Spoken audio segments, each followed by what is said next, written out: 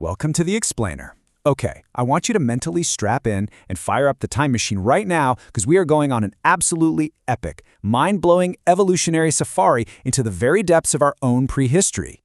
We're going to trace the incredible journey from ancient hominids all the way to modern humans. So let me ask you something, and I want you to really think about this for a second. When did our story actually begin? Can you guess how old our human story really is? I'll give you a hint. We have to go way past the ancient Romans building their empires. We have to go way past the Ice Age. We're talking on a scale that makes the era of the dinosaurs feel like it's just in the neighboring zip code of geological time. We are dropping millions of years into the past here. Just think about this. 8 million years ago, we see the very first primates. Fast forward a bit, around 6 million years ago, we share a common ancestor with chimpanzees. By 4 million years ago, Australopithecus steps onto the scene. And then, around 2.8 million years ago, the very first species of the genus Homo appears. This massive, sprawling timeline represents a fascinating, complex process that scientists call hominization. It's basically the incredibly slow, trial-and-error process of natural selection that eventually led to, well, us. Now, how in the world did we go from swinging in trees to, building spaceships? It happened in 3 spectacular steps. First off, look at your own hands right now. Seriously, go ahead, wiggle your thumbs.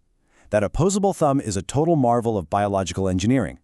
Millions of years ago in East Africa, intense climate change caused the forest to shrink into these huge open savannas. This forced our ancestors to literally come down from the trees. To survive, they had to stand up, achieving bipedalism.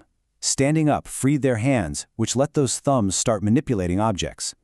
And that physical freedom paved the way for the third big step, eventually crossing what scientists call the brain Rubicon, which was a massive expansion in brain size and complexity. Honestly, standing on 2 legs was the ultimate evolutionary hack. Imagine being a small, highly vulnerable primate in the tall, endless grass of the African savanna. By standing upright, our ancestors could suddenly peer over the grass to spot terrifying predators from miles away.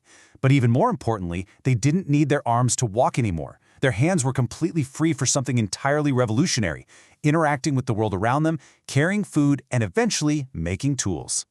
Section 1. A bush, not a line. Okay, we are about to completely bust one of the biggest myths in the history of science. You know that famous classic image of a monkey slowly standing up straighter and straighter until it becomes a modern guy holding a briefcase? Yeah, cancel that. Completely erase it from your mind. Evolution was absolutely not a straight, single-file line of progress. It was actually this wild, tangled, messy bush. There were multiple, entirely different human-like species roaming the earth, crossing paths, and coexisting at the exact same time. It wasn't a clean relay race. It was a crowded, chaotic ecosystem. To prove just how tangled this evolutionary bush really is, let's look at some literal breaking news from the world of paleontology. Check out this fossil skull and jawbone found at the Ledi Gararu site in Ethiopia. This thing dates back 2.8 million years. Now, initially, scientists thought they were just looking at a direct ancestor, but upon closer inspection of the teeth and the jaw structure, they realized it belonged to an entirely new, previously unknown parallel species. It just goes to prove that the human origin story is a highly intricate evolutionary mosaic. So, the crucial point here is perfectly summarized by Kay Reed, a paleontologist at Arizona State University. Just listen to this incredible quote. "The image that many of us have of a monkey, a Neanderthal, and a modern man is not correct. Evolution does not work like this. Real paleontologists are literally out in the dirt right now, constantly rewriting human history based on these mind-blowing new fossil discoveries. We are still actively uncovering the branches of our own family tree." Section 2. The invention of the genus Homo. Let's fast forward to a really action-packed era where our specific branch of the family tree changes the planet forever. These might just look like some broken rocks to us today, but these are actually cutting-edge, 2 million-year-old technology. Around 2 million years ago, a species called Homo habilis, which literally means handyman, became the very first tool makers. They figured out how to deliberately chip these stones to create sharp edges. This is an absolutely monumental milestone for us. With these tools, the Paleolithic era, or the Old Stone Age, officially kicks off. We literally went from just living in our environment to actively shaping it. And that technological leap, it unlocked the 2 ultimate game changers for our ancestors: fire and meat. Homo erectus was the very first to harness fire, and by using fire to cook meat, they unlocked a massive nutritional boost. Cooking breaks down food, making it infinitely easier to digest and extract calories from. That massive surplus of energy went straight to their biology, quite literally supersizing their brains and their bodies, which allowed them to travel further and adapt to entirely new climates. Just imagine the sheer courage it took to survive the thrilling, high-stakes life of Paleolithic nomadic tribes.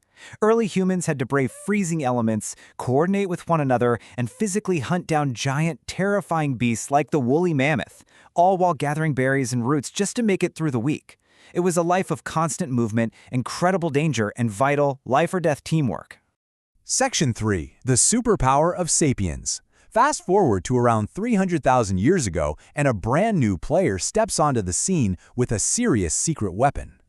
Now, sapiens were not alone. When we arrived in Europe, we stepped right into the ultimate prehistoric showdown. We shared the world with the Neanderthals. Neanderthals were incredibly robust, heavily muscled, and perfectly physically adapted to freezing cold, harsh environments. They were absolute survivors. Sapiens, comparatively, were physically weaker. So this sets up what is arguably the greatest mystery of human history. If Neanderthals were so much stronger, why did they go extinct? Why did only sapiens survive to dominate the globe? The answer was our superpower, highly complex language. It wasn't bigger muscles. It definitely wasn't sharp claws. Because we could communicate elaborate details, we could coordinate incredibly complex hunts, we could warn each other about unseen dangers. But most importantly, we could pass down vital survival techniques from one generation to the next. We didn't just share food, we shared ideas, we built culture. Think about it. If a Neanderthal invented a cool new tool, that knowledge might just die with their small group. But sapiens could teach it, improve upon it, and spread it like wildfire across massive, interconnected communities. Our ability to talk and share stories is literally what conquered the world. Okay, I want to bring the energy down just a little bit here for a truly humbling moment. Look at this massive number, 4.5 billion years. That is the age of the Earth. When you take all of these incredible things we've talked about today, the bipedalism, the fire, the tools, the complex language, the building of massive cities, and literally everything you and I consider to be history, all of that human history represents just the tiny, microscopic final comma at the very end of a 4.5 billion-year-old book. We are the ultimate latecomers to this planet. Which leaves us with this profound, echoing question. If we are just a tiny comma in Earth's magnificent history, what's going to be our next chapter? With our massive brains, our complex languages, and our incredible tools, where is our evolutionary safari going to take us next? Are we going to protect this planet or look out to the stars? I want you to carry that question with you today.